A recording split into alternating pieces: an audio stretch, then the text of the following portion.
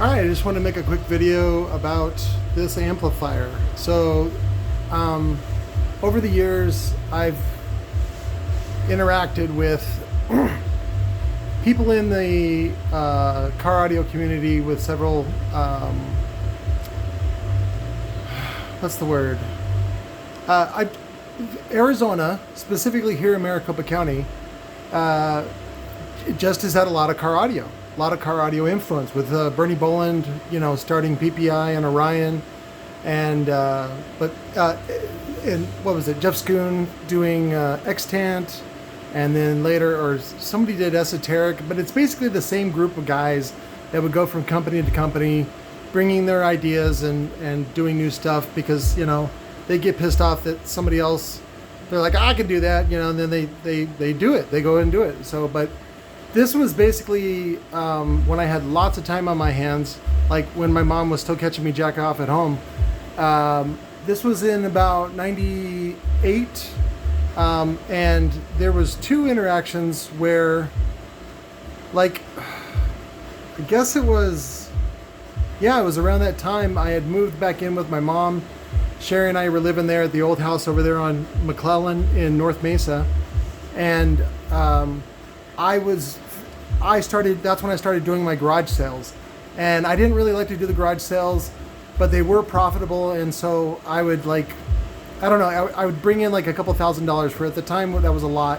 And it was all just based on electronics. And I ran into a guy there who started quizzing me, and I was able to answer the questions, pretty good, because I'd already been in the military and studied a lot and all that kind of stuff. And he says, you know quite a bit. He says, would you be interested in selling some Orion stuff for us? And at the time, Orion had moved from their location on Julian over to where ADST was, which was over by the Home Depot on, what was that, Warner and Kyrene area, which is where I went to the auction later on in 2003. But so I got to make friends with Cheryl. The guy that met me at the garage sale was boyfriend. Well, his girlfriend was one of the accountants for Orion. Oh wait, yeah. And her best friend, I think, was also in accounting or shipping and receiving logistics or something like that. And at the Julian warehouse, they sort of abandoned it. They didn't really care about it. And her friend, I forget her name, she ended up coming over to work for SpeedFam when I worked at SpeedFam too. But really nice lady. And she really liked me because I was honest. I was like one of the most honest people she'd ever met in car audio. Which I was flattered, but I wanted to do a good job. But that was the first deal that she had.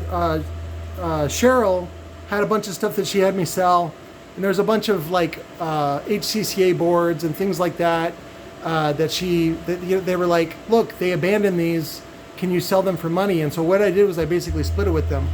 And at the time, Cheryl had a bunch of think about the teardrop bandpass boxes from Orion. Bunch of those, and I ended up selling them all, and I brought her a big wad of cash, and she was real grateful. I was grateful. I was like, 50% commission? Yeah, I can fucking do that. I could do that all day long. And then later on, when ADST, which was the parent company, had bought PPI, they let me know that, hey, the warehouse is abandoned there, and they're throwing out a bunch of stuff. And that's when I got these weird, like, all kinds of cool shit. So, but anyways, this is an amplifier that I put together. It's you can kind of see the outline of the Hott setup. It's actually two heat sinks put together, and then if it doesn't show it, but on the sides I just used some aluminum rails to insert all the way down, and then I epoxied, and that's the best way to bond it, because you can't really do a butt joint here. So I just bonded them together with rails down the sides. Let me show you. The Hott setup board, this particular heatsink, shared the same footprint as the Orion 220 GT, which is what I used it. It's basically that whole GT series, old school Orion. And this is 3 of the 220 GTs that I had bridged and then ran, what was it? Yeah, just a regular old terminal here. And then I fused each amplifier with I think it was 20 amp fuse. So it ended up being about 200 by 3. And I wanted to put it in an old car, but you can see my wire work and things like that. I had taken that from military and also later on over at SpeedFam, which was a semiconductor polisher giant fab tool that was like $1 million, and so they wanted to look nice. But there's the terminals, not my best work, but I was doing the best with what I had.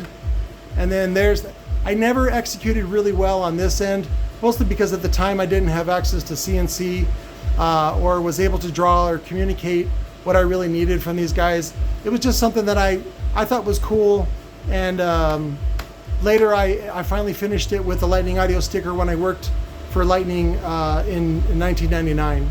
And I ended up either giving this away or selling it to somebody in a whole bunch of stuff. And this guy, let me show you his thing real quick. Where is it? Here, I brought him up. That's him. So he's got it and a bunch of other stuff. Let me see if I still have the thread up. Yeah, I do. I said I didn't know you're in Phoenix, blah, blah, blah, blah. Anyways, he's got all this stuff. He's here in Phoenix. I don't know who he bought out, but it was like, I guess it was a bunch of boards that I gave to somebody, and then, whatever. He bought that guy out. So anyways, if you want this amp, or if you want to just contact him and talk about it or get better pictures, there's his information. So he lives in Phoenix as well. But it was just a nice little thing that I wanted to share with you guys. There's another one that I wanted to show you real quick. There were several that I did, but I didn't really, this is my Rockford Fosgate folder full of parts list, PDFs, some chrome work that we did a long time ago, even on the DSM series, which I thought was the best looking. Let me see and I did this powder coat on a X series. There it is. Oops. So this one was like sacrilegious because it's an Orion board in a copper clad black and grind heatsink. I don't know if they have the. I don't know if I have the. Yeah, that's the top side, and you can see I actually went through the heatsink on some of these bolts and these hold downs. Let me go back. So what I did on this one was I basically put these rails that I was getting from Orion. I got a whole bunch of surplus ones of those, and I just put it down as a spacer below it, and used heatsink grease. And then this bolt went all the way through. Some of them I didn't even have bolts either because I broke it, or like the thing worked and it was able to transmit the heat okay. And again, it was mostly just for my there's the termination that I did. I guess the wires would come in through the side, and then I cut the holes for so the screwdriver could get access, and then I labeled them here with just a Sharpie, and then a regular 30 amp fuse for this one. I think this is a 225 HCCA with the clipping indicator built in, and also the bass boost and mono buttons. So, but that was another one that I did, and it's just, there's certain rules you got to follow about making sure that the amplifier is grounded properly, and then also just to make sure that each device, all the output FETs are isolated from one another, but you still got to be able to heat sink them and things like that. On this side, I used you can see I recycled a lot of this silicone tape. It's a special heat sink tape. I don't really like it because it's fragile, especially after it's been pinched a few times. I prefer the Kapton. But anyways, you just want to make sure it's a good thermal bind as close as possible. But you don't want to super tight it, but just good and snug. But it worked good enough, and it was a nice little amp that I did. I think I did 2 of these actually. So this was the one that I took pictures of. But yeah, and I've been doing this stuff since the 90s. So I didn't know everything, but I knew enough. And sometimes that's all it takes for you guys to do something. This was also my answer to a lot of the surplus stuff, because at the time nobody knew what to do with extra boards. Nobody. and there wasn't enough service work. There was no real internet. I mean, there was technically, but it wasn't as organized the way that it is now. Something like this now I could sell for $150 to $200 on its own. Not the whole thing, just the board as a replacement board. But again, that's time and all this other stuff that has passed, which makes this, I don't want to say more valuable, but again, in the future, I'd like to do something like a reproduction of this, things like that. But I just wanted to share this as a really easy video, and it shows off some of my talents that I wanted to show you guys. So, and just sort of my style. Style is something that comes out of you when your resources are limited, right? You have to make decisions, and you have to, live with them. And so, like, growing up, I was really poor, and so I would just go to Goodwill and turn trash into treasure. And that's what I do now. And I thank you guys for all for your support. And I'll do some more videos actually today.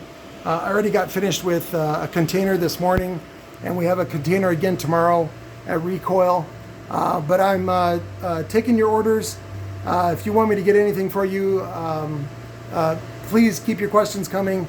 I do have a video that I'm sorting through, but that it involves Big D Wiz, and I find it entertaining, but I want to finally put the record straight on my beef with Big D Wiz. But anyways, I love you guys. I'll talk to you later.